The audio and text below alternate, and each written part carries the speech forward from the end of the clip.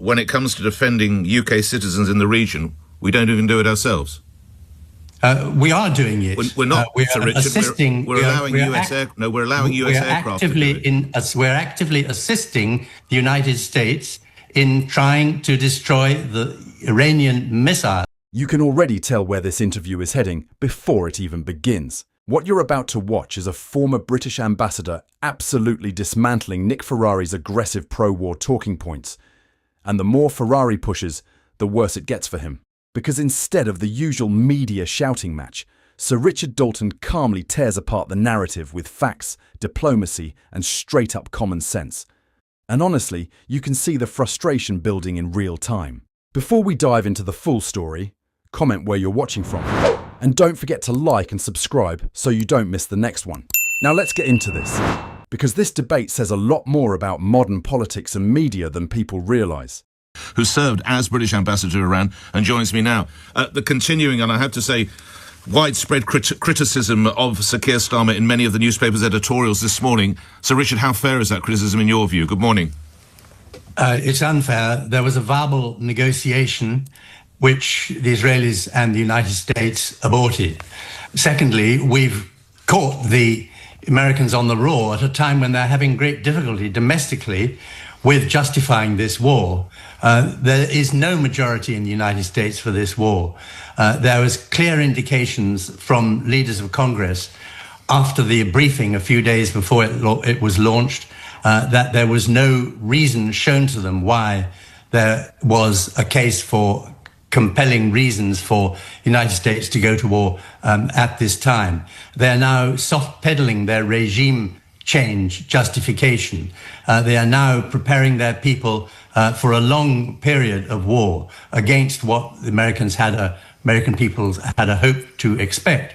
So when Britain confirms the position taken by France, Germany, and itself and all our other European partners not to participate in the opening strikes, this is a difficult moment for the Americans, and they're lashing out against us, and we should not be unduly impressed by it. We should stick to a course which is in accordance with international law, while at the same time assisting the United States. That is, in brief, what Prime Minister Starmer is doing. So, when it comes to defending UK citizens in the region, we don't even do it ourselves? We are doing it. We're not, Sir Richard. Assisting. We're allowing US aircraft. We're actively assisting the United States in trying to destroy the Iranian missiles, which are raining down on. But we didn't the Gulf even defend states. our own base in Cyprus, Sir Richard. We left that to the Americans as well. I mean, how impotent should the United Kingdom look in your view? We're not looking impotent in the slightest.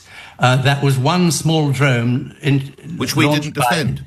Launched by Hezbollah, and active steps were taken subsequently against the two drones that were directed at Akrotiri, which were successful.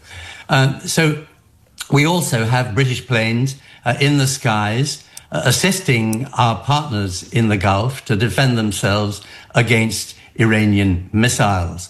So the imputation that the UK is being weak is wrong.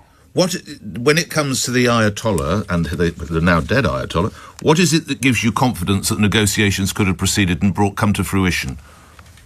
The clear statements by the Omani foreign minister who was mediating, and my own knowledge of the points which the Iranians were prepared to concede. These negotiations take time. Before they were aborted by Israel and the United States, many people pleaded for the United States to treat them seriously, but plainly they did not. But what is it you admire most about the former Ayatollah's regime then? What a daft question. Why is that a daft question? I haven't indicated any admiration for the Ayatollah's regime. My understanding, and you'll be closer to it than I. Why would you, my as a senior understanding is, and you'll be closer to I, Sir Richard, there were people being killed. Would you suggest that that's what? Because if you let me answer, my understanding, and you're closer to it than I, is this is a regime that was killing certainly possibly 5,000, possibly 35,000 of his own people, and imprisoning thousands more. It was a regime that I would have thought needed to go. So I'm asking, what possibly could it be that you admired in that regime? there are a great many regimes around the world which need to go. But the important issue for Britain's national security is the framework set out after the end of the First World War to minimize the chances of the law of the jungle taking over from international law should be preserved.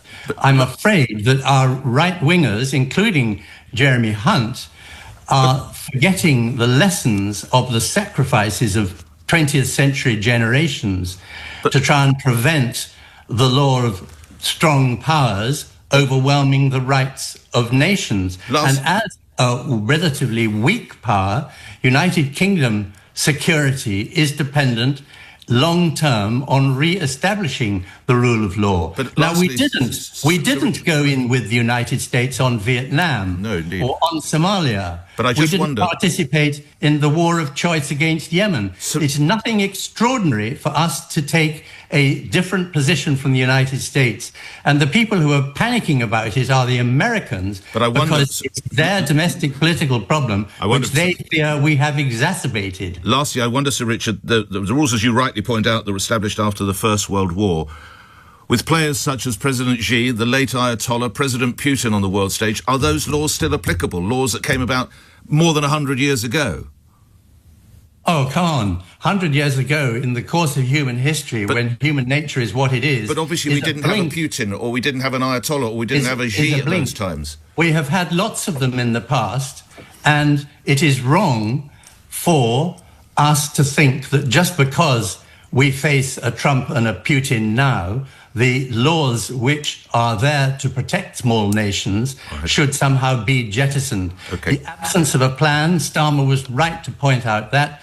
The absence of a legal base, he was right to point out that. Grateful for your time. Thank you very much, Sir Richard Dalton. You served as British Ambassador. And honestly, this is why that interview blew up online. Because beneath all the dramatic framing, what you really had was a former British ambassador refusing to go along with the usual pro-war media narrative.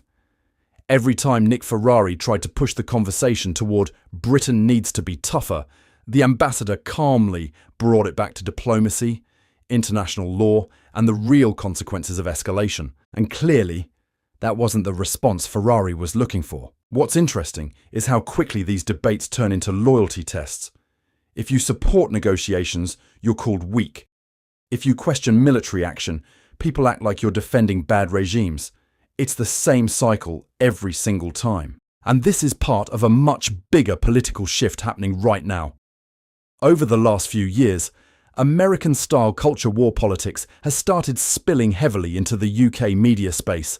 Outrage, division, constant attacks, and turning every issue into a political battlefield. Even people who aren't fans of Keir Starmer can probably see that every international story now becomes another opportunity for political point scoring.